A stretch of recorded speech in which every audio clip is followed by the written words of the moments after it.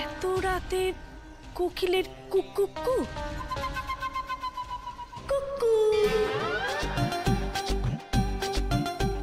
এই তো কলি উত্তর দিচ্ছে।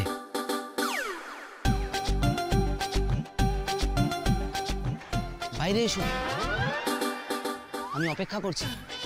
ওমা, এত রাতে আমাকে বাইরে কে ডাকছে? কেউ আবার আমার প্রেমে টেমে পড়লো না তো? তুমি ভেতরে এসো।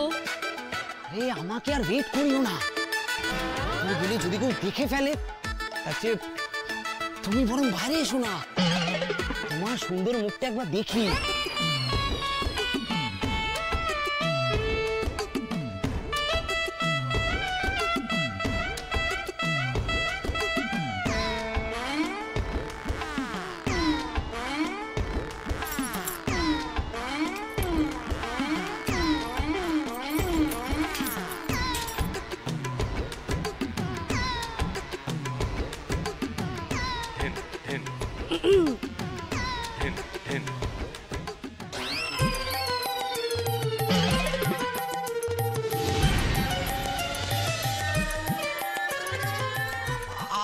আপনি আপনি কেন? ওমা বাবা জীবন, তুমি এরকম রাত বিরেতে অমন পাখির মতো করে মিষ্টি করে ডাকছো কেন বাবা? আপনি আমার ডাকে সাড়া দিচ্ছিলেন কেন? আরে বাবা, আমি তো আপনার মেয়ে কুলিকে ডাকছিলাম। ও, আমি তো ভাবলাম কেউ আমাকে।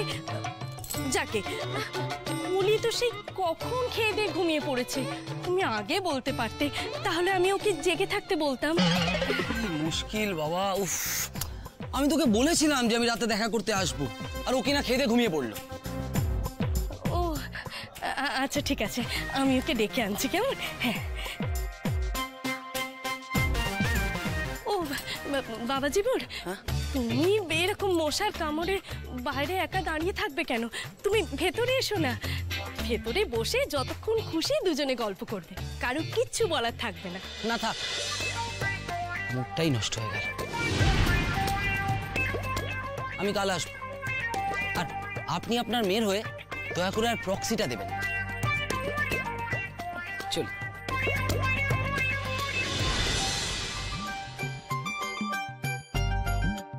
তোর বাবা কলিটাও না প্রেম করার সময়ও ঘুমিয়ে কাটাবে, তারপর দেখবো সারা জীবন ঘুমিয়ে কাটাতে হচ্ছে। কালকে কান ধরে ওকে এখানে বসিয়ে রাখবো।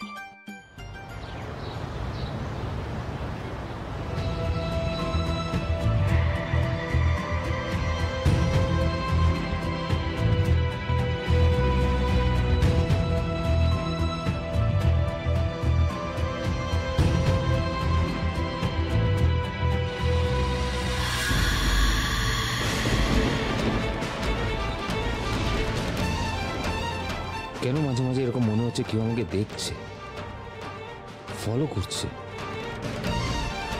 হসপিটালে সেম ফিলিং হচ্ছিল।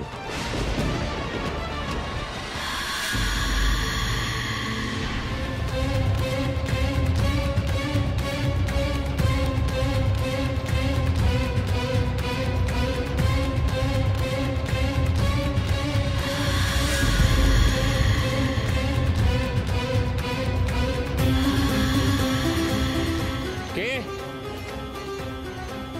এখানে? সামনে এসো। কে?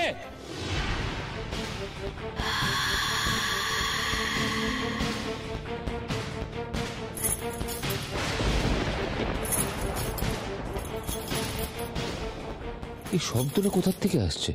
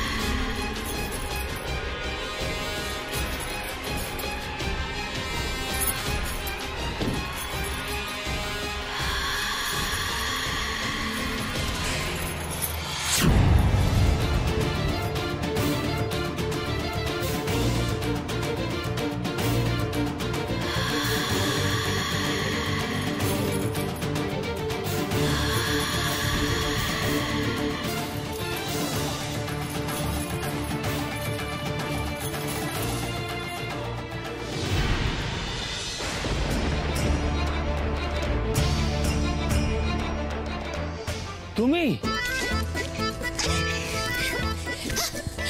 এই তো বাবা রে, ওটুকু জায়গার মধ্যে এইভাবে বসে থাকা যায় নাকি?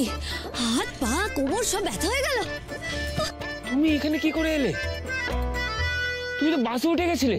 হ্যাঁ, ওই যে আপনি আমাকে সামনের দরজা দিয়ে ওঠালেন, তারপর আপনি ফোনে ব্যস্ত হয়ে বললেন, আমি সেই সুযোগে নেমে বললাম। ডাক্তারবাবু যাই বলুন, আমি এভাবে ফিরে যাব না। চল দেবী, নেমে পড় দেখি।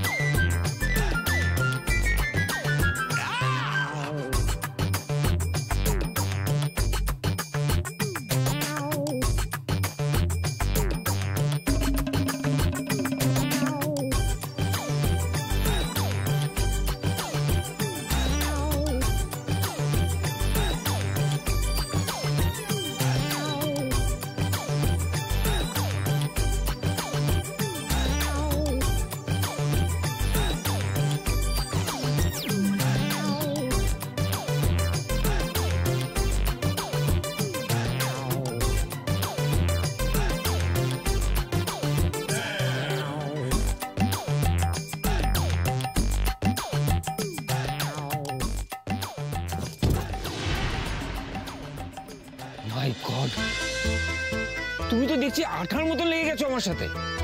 তোমাকে কি আমি কিছুতে পিছু ছাড়াতে পারবো না? এই তো এতক্ষণ পর আপনি সত্যিটা ধরতে পারেন। আমি আঠার মতো আপনার সাথে জুড়ে থাকবো। দুনিয়ার কোনো শক্তি আমাকে আপনার থেকে দূরে করতে পারে। এখন থেকে আপনি যেখানে সেখানেই দেবী, আপনার আগে আগে, আপনার পিছে পিছে, ডাইনে বাইরে সর্বত্র এই দেবী।